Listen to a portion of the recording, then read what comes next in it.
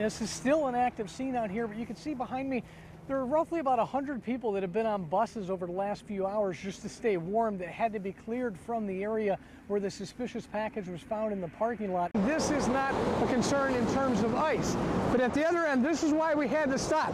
Check this out, guys. This right here, all along, that right there, ice.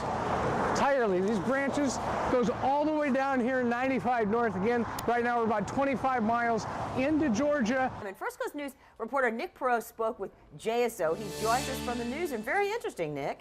Yes, Jeannie. Well, when you think about it the old way, it used to be you pick up the phone, you call Crime Stoppers. Well, JSO says now it's very successful tools right here at our fingertips.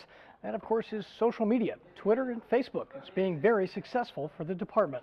Jeff, good evening. Yes, St. Johns County Fire and Rescue say that man walked along this boardwalk here earlier today, just before 2 o'clock, went past this do not enter sign, down the boardwalk onto the beach. Of course, hard to see here out in the dark.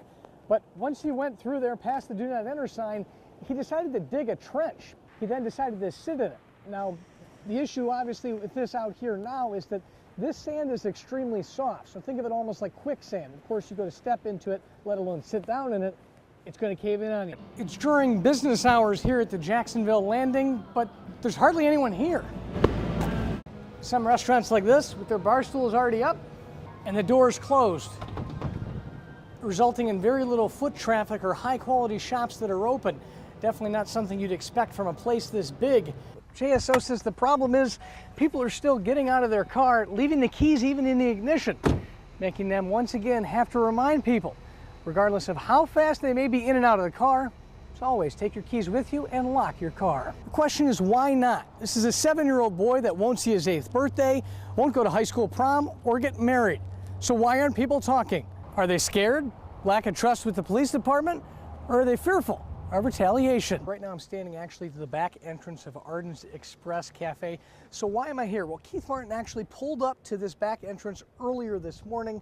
But why? Well, it turns out Keith Martin was actually an employee here for about the last year and a half. How bad can looking down at your phone be? After all, it's just a matter of seconds. Well, the U.S. Department of Transportation says in the 5 seconds it takes you to look down at your phone, you'll travel the entire length of a football field going 55 miles an hour. Good evening. Hard to believe here that this right here is really the only damage, but that pilot miraculously walked away. You can see right here as I set my water bottle there, not very deep. You would not expect that's the hole that is left behind, but that is the impact left from this helicopter crash. Again, the only word really you can put to it is miraculous. Now let's just say you're still going to try to gamble. You're only going to be in and out of your car in a matter of minutes, maybe even seconds. Well, if you leave the keys in the ignition and an officer catches you, that's the same as a parking violation. In the state of Florida, it's a non-moving citation. It won't cost you any points on your license, but you'll be out $114.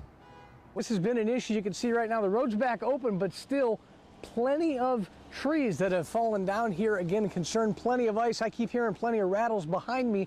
Of course, a concern that these might be coming down here in the evening. Immediately after Mia Hall received that phone call confirming there were bed bugs inside the King's Inn, she returned this weekend once again looking for a refund. Now I just want to show you real quick here how close it is from this gas station in St. Mary's, Georgia to I-95 North. Right now we're standing in the parking lot of Pilot. If I move here, right here guys, this is I-95 North.